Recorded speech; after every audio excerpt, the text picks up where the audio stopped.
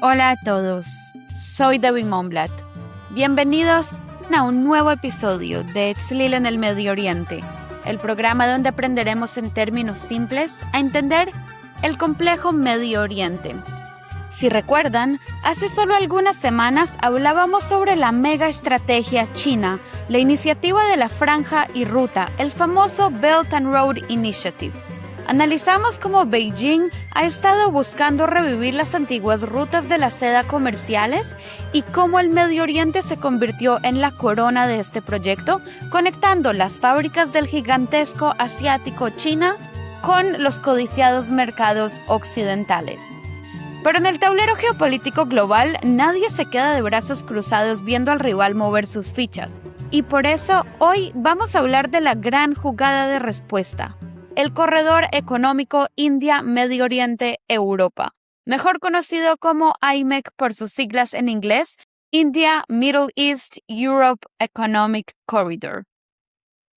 Hoy vamos a entender cómo nació este proyecto, qué promete, dónde estamos parados hoy 3 años después de su anuncio y si realmente tiene lo necesario para frenar a la iniciativa china. Para entender por qué existe IMEC, tenemos que primero volver a principios del año 2023. Imaginen la escena global en ese momento.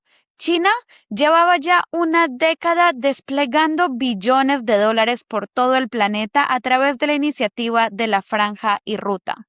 En el Medio Oriente, Beijing ya no solo compraba petróleo, sino que estaba construyendo el puerto de Califa en los Emiratos Árabes Unidos, había construido un puerto en Haifa también, había modernizado infraestructuras en Egipto y había financiado proyectos en el Golfo y en toda la región de Medio Oriente en realidad. China era percibida como el socio económico inevitable en la región. Esa expansión masiva encendió todas las alarmas en 2 capitales en particular, Washington y Nueva Delhi. Para India, la expansión china no era una discusión teórica, era una amenaza que veían por la ventana de su propio patio trasero, el Océano Índico. Durante años, Beijing estuvo financiando y construyendo una red de puertos estratégicos alrededor del subcontinente indio. Piensen esto como un cerco invisible. Estaba el puerto de Gwadar en Pakistán, archirrival histórico de India, el puerto de Hambantota en Sri Lanka, instalaciones en Myanmar y Bangladesh e incluso su primera base militar en el extranjero en Djibouti en la entrada del Mar Rojo. Los analistas militares bautizaron a esta cadena de puertos como el collar de perlas. Para la India, la sensación era claustrofóbica. China no solo estaba rodeándola militarmente, sino que estaba tomando el control de las arterias por donde pasa el comercio hindú. Si China cerraba esos grifos en una crisis, la India se quedaba asfixiada. Y por eso, para el primer ministro hindú, Narendra Modi, IMEC no era solo un acuerdo comercial más.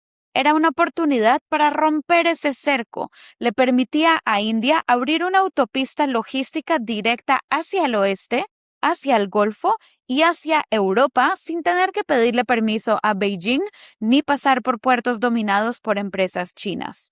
Era una jugada para decir, el Océano Índico no es un lago chino y nosotros también podemos conectar continentes. Ahora hablemos de las alarmas en Washington. Las alarmas en Washington no solo sonaron por los barcos de guerra, sino por diplomacia y cheques en dólares. Durante décadas, la relación entre Estados Unidos y las monarquías del Golfo como Arabia Saudita y los Emiratos Árabes Unidos se basó en un pacto táctico muy simple.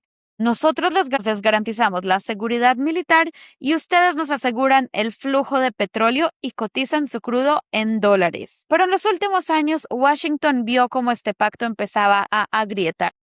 Beijing se convirtió en el principal comprador de petróleo de los saudíes y de los emiratíes. Pero esto no se detuvo ahí, sino que las empresas chinas empezaron a construir también redes de telecomunicaciones 5G con tecnología Huawei en pleno corazón del Golfo, a invertir en el puerto de Califa en Abu Dhabi y a financiar megaproyectos en toda la región. El punto de quiebre absoluto ocurrió a principios del año 2023, cuando China logró algo que Washington jamás pudo hacer. sentar en la misma mesa a Arabia Saudita y a Irán y patrocinar la restauración de sus relaciones diplomáticas. Este fue un balde de agua fría para la Casa Blanca.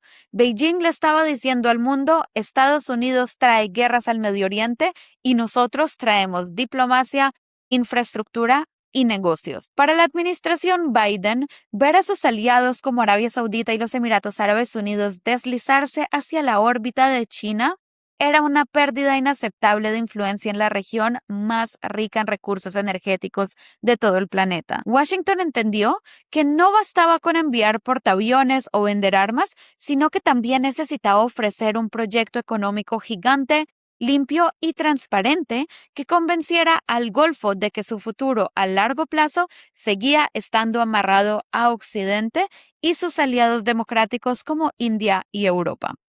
Y así llegamos a septiembre del año 2023, la cumbre G20 en Nueva Delhi.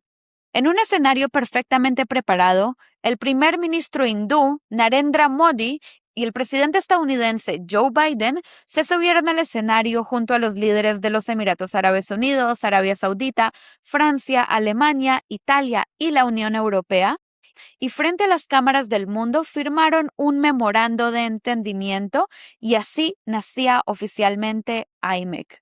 No era solo un acuerdo comercial, era una declaración geopolítica. La idea era trazar una línea recta de prosperidad e integración que conectara a la India con Europa, pasando exactamente por el corazón de la península arábiga y del Levante. ¿Pero qué es exactamente este corredor? ¿Son solo carreteras y barcos? No. La visión original de IMEC se dividió en dos tramos principales.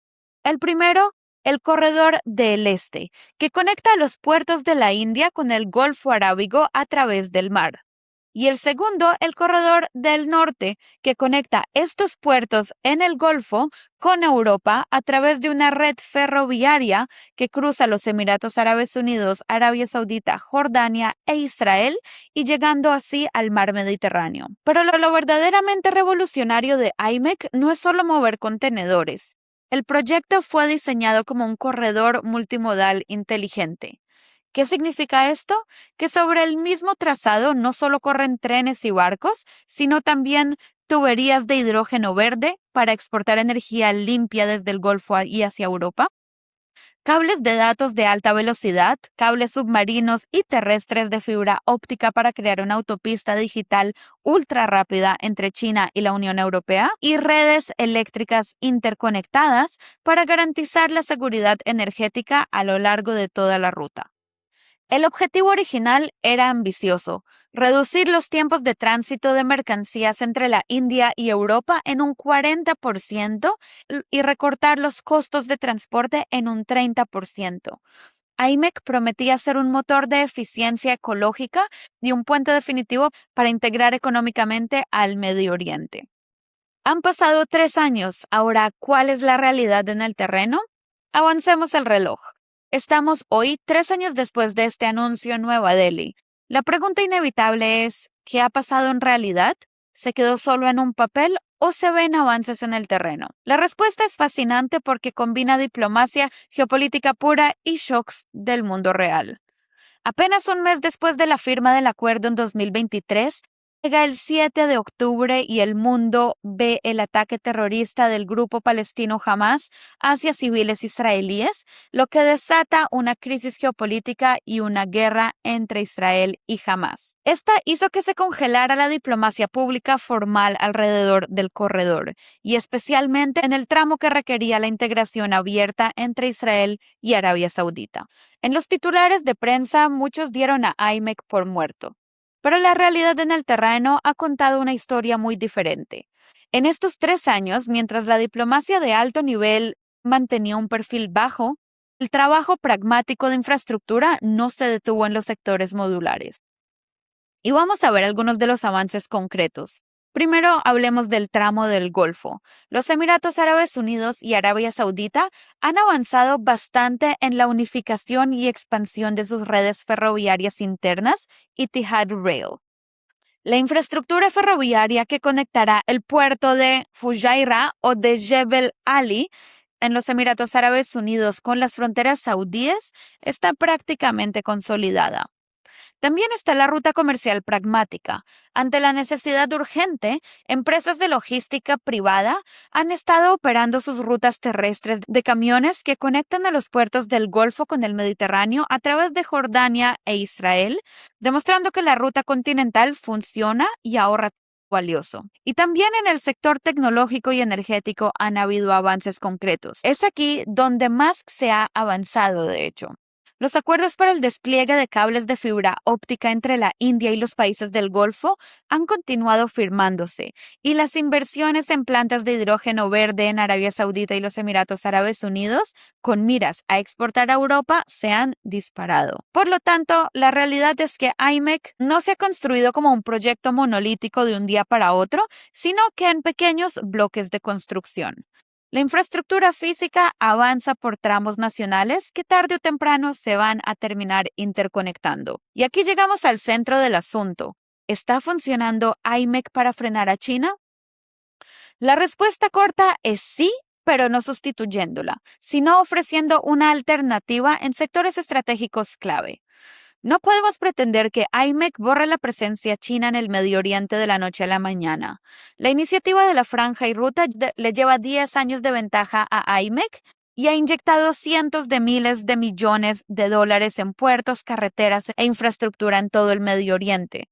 Sin embargo, IMEC está logrando contener a China en áreas muy específicas.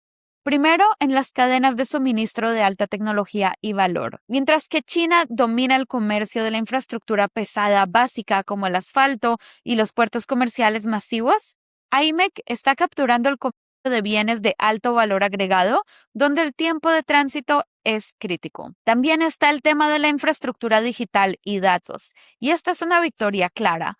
Washington y Nueva Delhi han presionado fuertemente para que los tendidos de fibra óptica y redes de telecomunicaciones de IMEC excluyan la tecnología china como Huawei. Esto le da a Occidente y a India una autopista digital limpia y segura. Y también tenemos el tema de la transición energética y más específicamente el hidrógeno verde. Europa no quiere cambiar su dependencia del gas ruso por una dependencia de la tecnología solar o las baterías chinas. IMEC está permitiendo que Europa asegure acuerdos directos de energía limpia con países del Golfo e India, diversificando su matriz energética fuera de la influencia de Beijing. Y ahora hagamos una pausa para mirar a los actores que están en medio de todo esto. Los países del Golfo con Arabia Saudita y los Emiratos Árabes Unidos en la cabeza. La pregunta es, ¿están atrapados en un dilema geopolítico o están disfrutando de la jugada? La respuesta es ambas cosas. Primero miremos cuándo se les complica la existencia. Se les complica cuando la rivalidad entre superpotencias se vuelve agitada y les exigen elegir bando. Por ejemplo, en tecnología, Estados Unidos les dice, si quieren nuestros microchips de inteligencia artificial más avanzados o nuestros aviones de guerra F-35, tienen que sacar a Huawei de sus redes 5G y limitar las inversiones chinas en sus puertos. En el tema de seguridad también, muchas veces estos países tienen que calibrar sus acuerdos de defensa con Washington mientras mantienen abiertas las puertas comerciales con Beijing, que es al fin y al cabo el principal comprador de su petróleo. Pero estos países también se benefician de esta disputa entre gigantes. Se benefician cuando logran aplicar su política autonomía estratégica. Al tener a los dos gigantes, el bloque de Estados Unidos, India y Europa por un lado, y a China por el otro, compitiendo por su amor y su geografía, los países del Golfo se han convertido en los grandes negociadores del siglo XXI.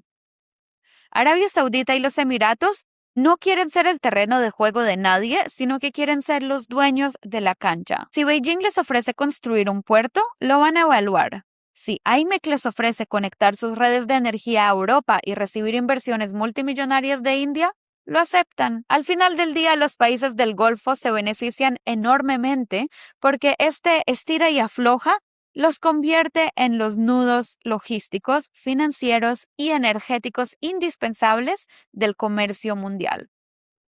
Y me imagino que se preguntarán, ¿dónde entra Israel en todo este mapa? Israel es también un jugador muy importante en esta disputa. En el diseño original de IMEC, la red ferroviaria que cruza la península arábica y Jordania desemboca en los puertos israelíes del Mediterráneo, especialmente en el estratégico puerto de Haifa, para cargar los contenedores en barcos rumbo a Europa. Pero aquí hay una ironía geopolítica fascinante. Israel está literalmente atrapado en el fuego cruzado de ambas iniciativas. Mientras Estados Unidos e India ven a Israel como el puente terrestre indispensable para conectar la ruta de IMEC a Europa, China ya había movido sus fichas años antes en este mismo territorio, invirtiendo en infraestructura clave como la construcción del metro de Tel Aviv y la concesión para operar una terminal de contenedores supermoderna en el propio puerto de Haifa. Así Israel se encuentra en una posición tan privilegiada como delicada. Es el punto de paso insustituible que hace viable a IMEC, pero también es un escenario de alta tensión donde Washington y Beijing compiten metro a metro por el control de infraestructura crítica. Y de hecho, de eso trata el spin-off de esta semana. Nos fuimos hasta el puerto de Haifa para ver cómo en la misma bahía conviven grúas gigantes chinas, barcos de guerra estadounidenses y megaproyectos hindús.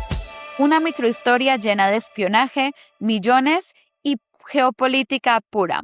Así que si quieres escuchar este spin-off y apoyar al podcast, ve y inscríbete a nuestra nueva comunidad Etzlil Spin-off usando el enlace que te dejo en la descripción abajo. También si quieren apoyar al podcast, otra manera de hacerlo es suscribiéndose a nuestros canales. Si nos estás escuchando en YouTube o en Spotify, suscríbete y eso nos ayuda a llegar a más personas para que disfruten el contenido como tú lo haces. Ahora volvamos a la historia y hablemos un poco de las diferencias entre IMEC y la iniciativa china. Para entender por qué estos dos proyectos son tan diferentes en su efectividad y su percepción global, tenemos que compararlos. Existen dos diferencias fundamentales que cambian todo el juego. La primera es el modelo de gobernanza y deuda que cada una de estas utilizan. En el modelo chino, funciona mediante préstamos estatales bilaterales. Un banco estatal chino le presta dinero a un gobierno en desarrollo en Medio Oriente para que una empresa constructora china edifique una obra. ¿Cuál es el problema? Cuando el país receptor no puede pagar esta deuda y cae en la famosa trampa de la deuda, obligándolo a ceder el control de la infraestructura a China, como ocurrió con el puerto de Hambantota en Sri Lanka. Y el modelo de IMEC es diferente. Se basa en marcos multilaterales, estándares ambientales y sociales rigurosos, bajo el marco de la G7, y sobre todo en atraer capital privado y fondos soberanos. IMEC no busca endeudar a los estados, sino que busca un ecosistema donde las empresas privadas quieran invertir porque el negocio es rentable y transparente. La segunda diferencia grande es el tipo de infraestructura. En la iniciativa china nació en la era del cemento y el acero. Su enfoque principal fue construir grandes megaobras físicas, carreteras en la jungla, represas, puertos pesados. Es efectivo para el transporte masivo tradicional, pero muchas veces rígido y lento en términos de integración digital. IMEC nació en la era de la inteligencia artificial, la descarbonización y los datos. No solo se limita a tirar rieles de tren, sino que integra física, energía y digitalización en un solo paquete. Un contenedor, por ejemplo, que viaja por IMEC, está monitoreado digitalmente en tiempo real, cruza aduanas armonizadas y viaja en trenes alimentados por energía verde. Esta diferencia de enfoque hace que IMEC sea mucho más adaptativo para las demandas de la economía del siglo XXI. Y ahora llegamos a un punto crítico en nuestra historia de hoy. ¿Cómo encaja Europa en este rompecabezas? Vamos a hablar del impacto en Europa para bien y para mal. Para Europa, IMEC es una bendición estratégica, pero también representa una cuerda floja diplomática. Si miramos el lado positivo, entendemos que Europa está desesperada por diversificar sus cadenas de suministro para no depender exclusivamente de China. IMEC le da acceso rápido a los crecientes mercados de la India y le asegura el suministro de hidrógeno verde desde el Golfo para cumplir sus metas de descarbonización. Pero si miramos el lado complicado, Europa se ve ahora obligada a comprometerse geopolíticamente mucho más en la estabilidad de Medio Oriente. Ya no puede ser solo un comprador pasivo. Ahora la seguridad de los suministros europeos depende directamente de la paz y la estabilidad en la península arábiga y el Levante. Ahora quiero hablar también de un suceso que ha afectado el proyecto de IMEC y es la crisis en el Mar Rojo. En los últimos años hemos visto una inestabilidad brutal en las rutas marítimas tradicionales, especialmente en el estrecho de Bab el-Mandeb y el Mar Rojo, debido a los ataques de los hutíes en Yemen a los buques comerciales que pasan por ahí. Estos incidentes han obligado a barco tras barco a dar toda la vuelta al continente africano por el Cabo de la Buena Esperanza para llegar a Europa, añadiendo entre 10 y 14 días de viaje y disparando los costos de la flota y de seguros. ¿Y qué tiene que ver esto con los proyectos geopolíticos como IMEC? Bueno, que transformó a IMEC de un proyecto bonito para el futuro a una necesidad logística urgente. La inestabilidad en el Mar Rojo demostró la fragilidad extrema de depender únicamente de los cuellos de botella marítimo como el Canal del Suez y el estrecho del Bab el-Mandeb. Y hoy en día lo vemos también con el estrecho de Hormuz. La propuesta de IMEC es crear un puente terrestre ferroviario que salte el Mar Rojo, conectando los puertos del Golfo Arábigo directamente con el Mediterráneo por tierra. Se convirtió de la noche a la mañana en la solución perfecta para garantizar la resiliencia y el comercio entre Asia y Europa.